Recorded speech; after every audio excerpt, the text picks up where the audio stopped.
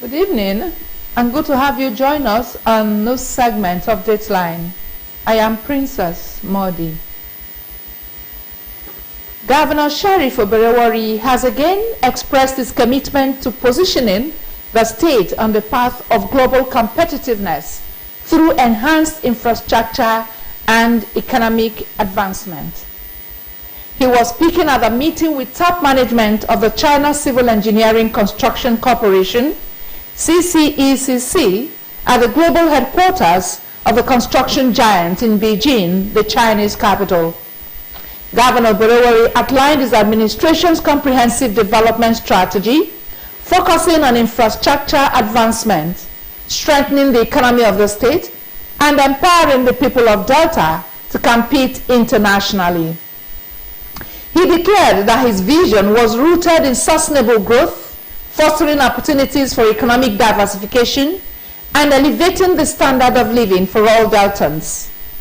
The governor, who was accompanied to the meeting by the State Commissioner for Works, Rural Roads and Public Information, Mr. Charles Anyago, and his technical assistant, Mr. Bob Napodia, told the CCECC management that at the heart of his moral agenda was a commitment to revamping the state's infrastructure, recognizing its critical role in economic development and quality of life. He emphasizes initiatives to expand and modernize road networks, bridges, and public transport systems, and improve connectivity between upland and inaccessible riverine communities. While recalling the long-standing partnership between the Delta State government and the CCECC, Governor Oberewari used the opportunity to market his administration's integral plan to further diversify the state's economy, bolster its finances, and attract investment. Welcoming the governor and his delegation to the CCECC headquarters, the president of the corporation, Mr. Chin Sing Chin, expressed appreciation of the warm partnership between the firm and Delta State.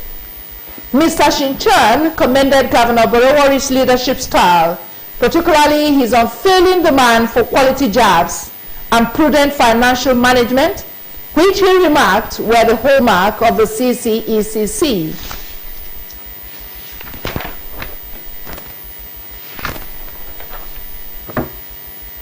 The state governor, the Right Honorable Sheriff Oberewari, has pledged that the government will continue to uphold its tradition of recognizing and rewarding outstanding corps members who distinguish themselves in their service here.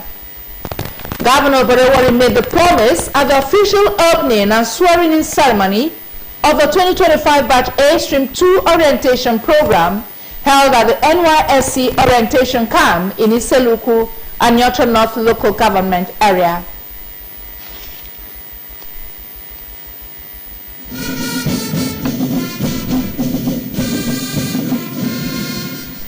Speaking through the Commissioner for Youth Development, Barrister Tangod Trakiyowe, Governor Oberewari reaffirmed his administration's commitment to the NYSC scheme, noting that the exceptional performance by corps members would not go unnoticed. He reminded the corps members that their deployment to Delta State was an opportunity to contribute meaningfully to national development, assuring them that their safety and welfare would remain a priority. I urge you to approach this period with patience, discipline, and open mind, as the lessons you will learn will be invaluable as you transition into adulthood and greater responsibilities. Delta State is a rich state with opportunity waiting to be exploited. Use this orientation period to prepare yourself to make the most of this unique privilege that your posting to Delta has afforded you. The NYSC State Coordinator, Mr. John Kwage, in his remarks, commended the state government for its unwavering support, adding that the successful commencement of the orientation program was largely due to the state's continued assistance and cooperation. He encouraged corps members to make the most of their time in the state by serving with diligence and integrity. This This orientation program would not have been possible without the valued support of the Delta State government. We sincerely commend the state for its recent interventions in enhancing the condition of our orientation camp. My prospective corps members, the 3 weeks orientation course you have commenced is a vital phase of your service here. It is thoughtful and fully designed to instill discipline, foster unity, promote strong leadership skills, resilience, and encourage right values amongst you. A total of 1,554 prospective corps members, comprising 808 males and 746 females, were deployed to Delta State for the 2025 service year.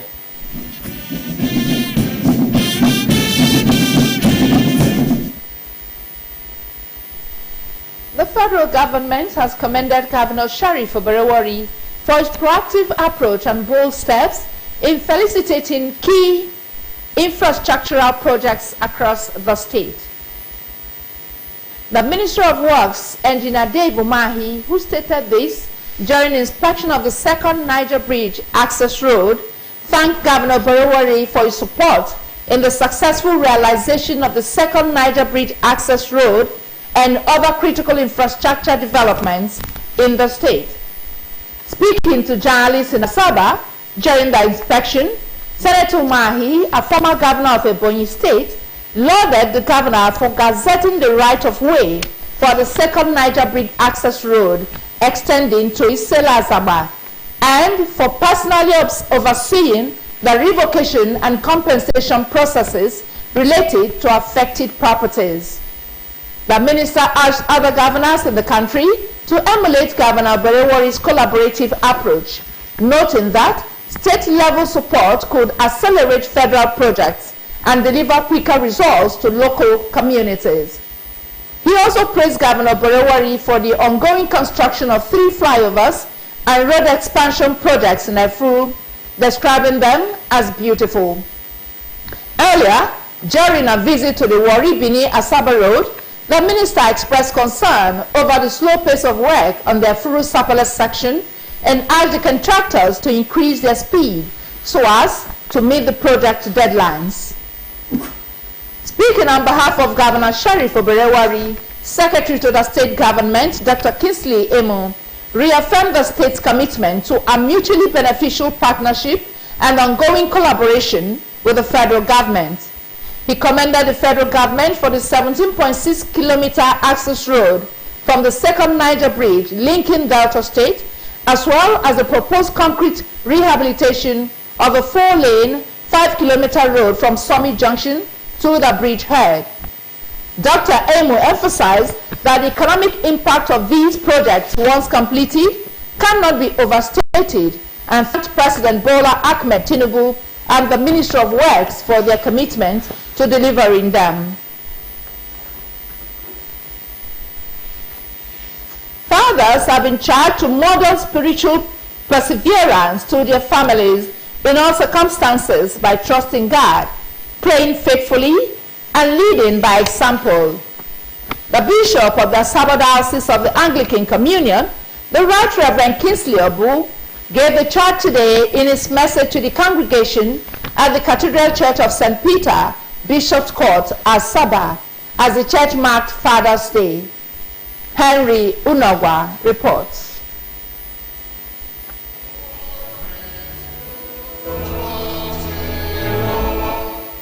The Right Reverend Obo, in his sermon titled The Faithfulness of God, drawn from Genesis chapter 17 verses 1 to 8, said, in a world increasingly marked by unfaithfulness in human relationships, there was need for Christian fathers to reflect deeply on the relationship within the Godhead as a model for their own lives. He enjoined fathers to emulate the Heavenly Father, who kept his promises, especially to those who walked before him blamelessly, citing Abraham as a key biblical example of one to whom God revealed himself and fulfilled his promises. The cleric encouraged fathers to take spiritual and the practical responsibility in their homes by being faithful, protecting, providing for, and guiding their families as true descendants of Abraham. assuring them that no matter the trials they faced, God remained a sure rock of refuge and would intervene at the appropriate time, as he was never late and never failed. Fathers are supposed to reflect the attributes of God the Father. One of the attributes of God the Father is faithfulness. You must be patient. You must show love, just like the Heavenly Father. The service features special choral renditions and thanksgiving by fathers in the church.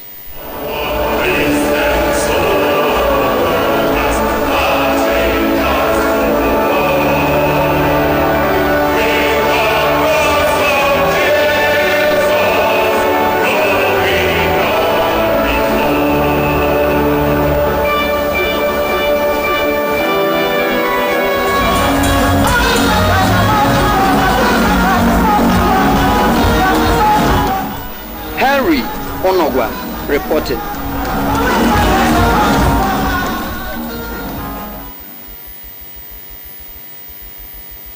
The Chief of Army Staff, Lieutenant General Olufemi Oluyede, has charged new recruits of the Depot Nigerian Army, Zaria, in Kaduna State, to remain prepared to fight terrorism and insurgency in the country. The Chief of Army Staff emphasized the importance of upholding the Nigerian Army's core values. Speaking at the personal parade of the 6,195 of the 88 regular recruits intake, Lieutenant General Oluyede emphasized the importance of courage, professionalism, and resilience in the face of adversity. He also reminded the recruits that the life of a soldier was one of sacrifice and patriotism, noting that the Nigerian Army was a professional institution tasked with the mandate of securing the sovereignty of our great nation, Nigeria. Lieutenant General Oluyede charged the recruits to strive for excellence in their duties, noting that their actions must be a reflection of their training and must display courage in the face of adversity. The COS assured the recruits that their welfare was his topmost priority. Lieutenant General Oluyede expressed appreciation to the President, Commander-in-Chief of the Armed Forces, and other stakeholders for their support to the Nigerian Army.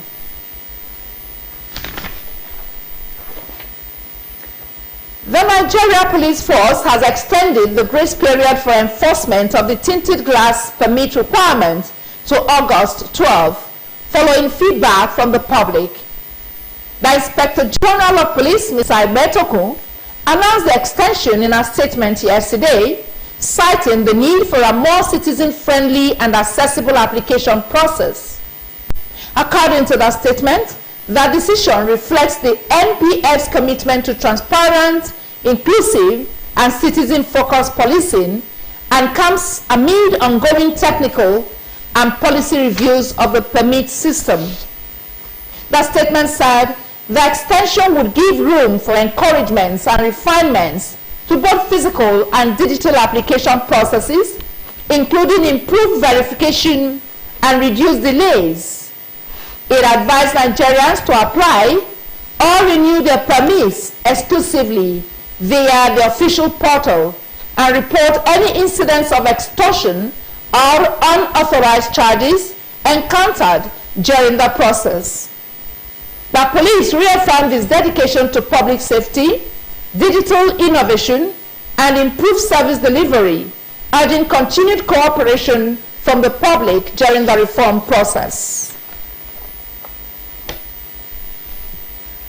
Obani community in Utabobe Kingdom, Kwale, Ndokwa West local government area, have appealed to the federal and the state governments to swiftly intervene in the continued negligence of and disobedience to a memorandum of understanding by the Sterling Exploration and Energy Production Company and its partners, Astavina Yak Hydrocarbon Limited. The appeal came during a peaceful protest to the premises of the companies in Kwale.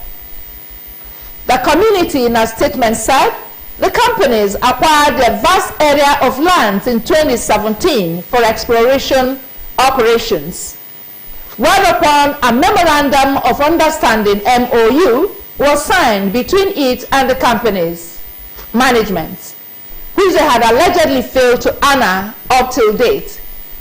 The statement said the community was an agrarian one and the people's main livelihood was farming, pointing out that their farmlands and fish ponds were no longer fertile and productive. The Ogbani indigenes added that several reminders had been sent and visits made to the companies on the need for renewal and implementation of the existing MOU, as it had expired without any action, all of which they said fell on deaf ears. The people promised to remain peaceful and law-abiding, requesting the federal and state governments to prevail upon the company's managements to act fast and implement all contents of the MOU. They listed sustainable employment slots, award of projects and supply contracts, construction of 1.5-kilometer road, renovation of the health center, skills training programs for youth and women, and welfare packages for the elderly, among other demands that had not been met, thus causing a build-up of dissatisfaction. The 2025 Basic Education Certificate Examination, BECE, for both public and private secondary schools in the state will take place from tomorrow through Friday this week. The examination, earlier scheduled for June 9 to 13, was shifted due to the federal government's declaration of public holidays on June 6 and 9 to mark the Eid al-Adha and on June 12 to mark Democracy Day. A statement from the Ministry of Basic and Secondary Education says the midterm break for all public and private primary and secondary schools in the state will consequently hold from tomorrow through Friday, the period of the examination.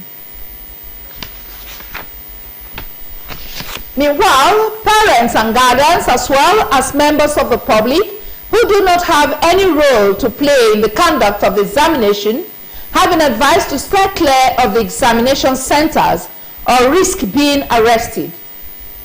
A statement by the functioning permanent secretary in the State Ministry of Secondary Education, Mr. Daniel Akiri, on behalf of the State Commissioner for Secondary Education, Mrs. Rose Ezewu, says the ministry has put necessary measures in place to ensure the smooth conduct of the examination across the state.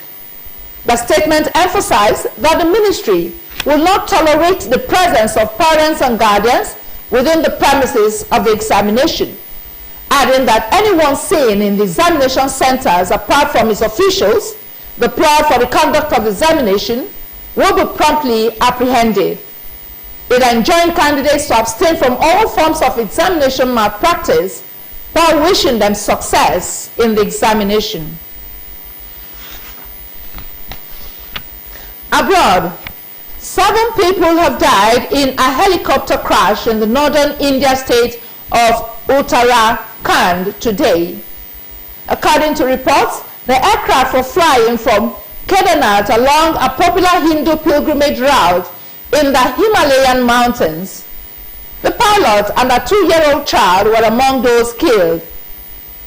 India's Ministry of Civil Aviation said the Aran Aviation Bell 407 helicopter VTBKA took off just about 5:15 a.m. local time. A meeting between senior officials in the wake of the crash ordered helicopter services for the route to be completely closed until tomorrow.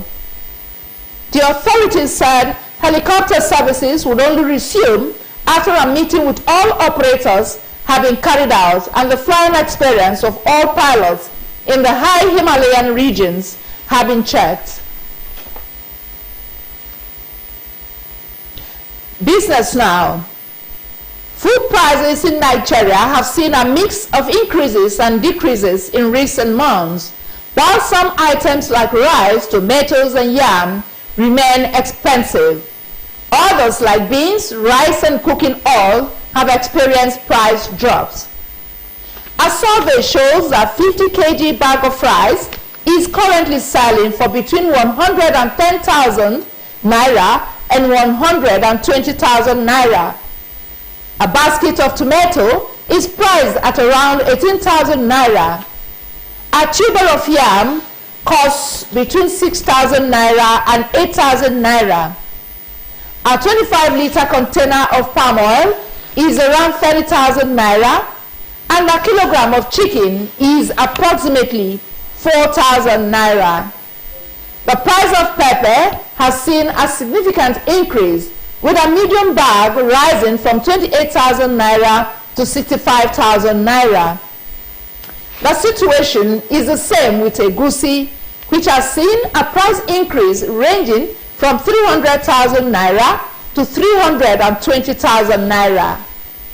A big bag of Irish potatoes has increased in price to an average of 250,000 naira, while the price of ogbono has also risen significantly.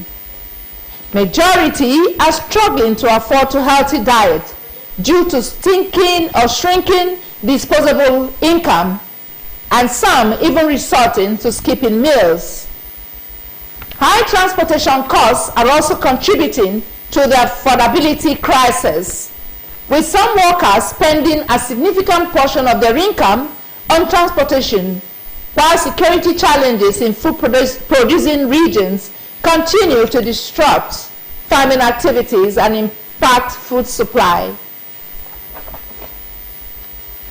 And still in business, many restaurants in Nigeria are implementing various strategies to cope with the rising costs associated with inflation. The strategies include adjusting menu prices, offering discounts and promotions, modifying portion sizes, and exploring cost-effective sourcing of ingredients. Some businesses have adopted dynamic pricing strategies, adjusting prices based on demand and time of the day to optimize revenue and manage costs. Others are employing innovative marketing techniques to attract and retain customers, including social media campaigns and special offers. Consumers are also adapting by shifting to more affordable dining options like street food and smaller eateries. Many homes are opting for local food alternatives like cocoyam, which are more affordable and nutritious than imported staples like rice. Market analysts have advocated that the government implement policies that will stabilize the exchange rate, address infrastructure challenges, and provide tax incentives for local production to create a more favorable environment for businesses. And in sports, all 8 teams advancing to the quarterfinal stage of the 2025 Africa Under-20 Cup of Nations AFCON in Egypt have now been confirmed. This follows the conclusion of Friday's group stage fixtures. Egypt had earlier defeated Tanzania 1-0, while South Africa played a 1-1 draw with Zambia. The results mean both Egypt and South Africa will progress to the quarterfinals. The 2 teams will join the other 6 sides who had already secured qualification for the last 8.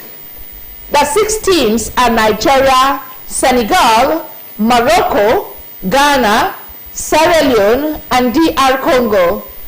The 2025 Africa Under-20 quarterfinals will commence tomorrow. And here is our thought for the day. We are mature when we come to realize that life and creation require opposition, fortune and misfortune, light and shadow, error and correction.